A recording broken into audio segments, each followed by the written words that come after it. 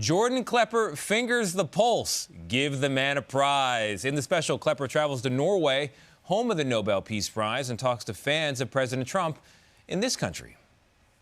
I mean, everybody's just kind of losing their minds in the last couple of years. And it's also just the divisiveness between parties, creating more and more tumultuousness and chaos. Do you think Donald Trump is contributing to that divisiveness?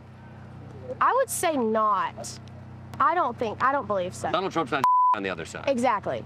He did post that video. Did you see that video? He does troll on Twitter and everything. He's got that video where he flies over and he on the other side. Yeah. He does do that. That's for fun.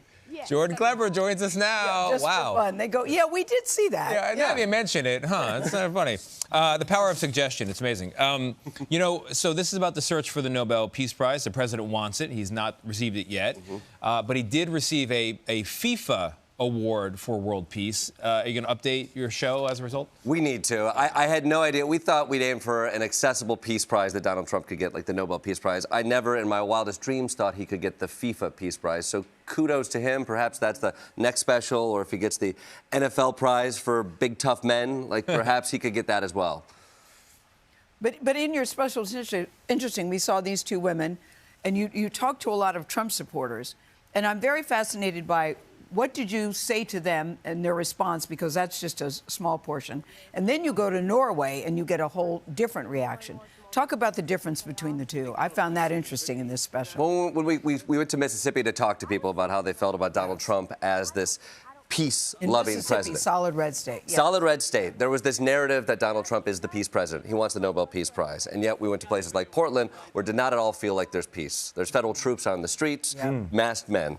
That was sort of the hypocrisy that we wanted to explore. And then fast forward to Norway, where we asked them what they think about what's happening here. And they're very kind people in Norway, but they see it as completely ludicrous. Even the suggestion that somebody like Donald Trump would get a Nobel Peace Prize doesn't compute with them. And so they kind of watch American politics from afar. It's almost just comical to see the extent with which American politics goes. So what a luxury it is to do that. Yeah, I was going to say, it's nice. I think there's still homes available there. So that's, if you get on Zillow, there's an opportunity to live that life. And you mentioned Portland, Oregon, one of the Democratic-led cities where President Trump sent the National Guard's troops there. What did you see when you were there? And what did you hear from the people that live there?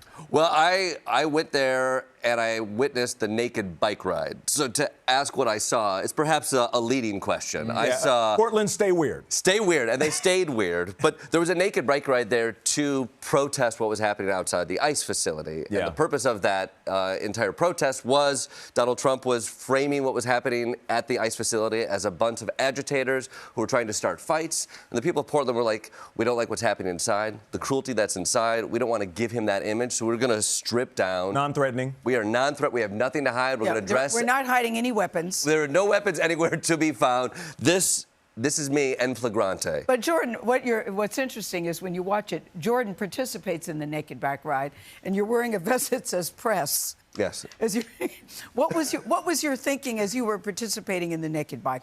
It's cold. Because I did. It's cold here. It's very cold. Very cold. Yeah. I wish it was less cold. I hear you. I wish at this point I was a real journalist and not a comedian who had to get naked at this point. But were you trying to get people to trust you? I'm just curious about why you decided I'm going to go naked too. Well, for us, we were like, let's take part of this. Let's watch it. Let's ride along with them. And if they're going to be naked, I'm going to be naked too. And I will say, at first, I thought it was ludicrous to be completely naked. But if you're around naked people for an hour and a half, you become part of the crew. And quite frankly, it was a joyous experience. As angry as people were, the fact that they came there and they found such an organic sense of humor in that moment was pretty interesting. Jordan, do you find people still have hope? Because I do get concerned that we are so divided and we're so...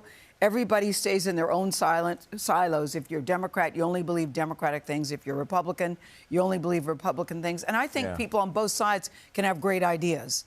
But that doesn't seem to be where we are in this country. Did you walk away with any hope out of this special? The hope I got existed in Portland.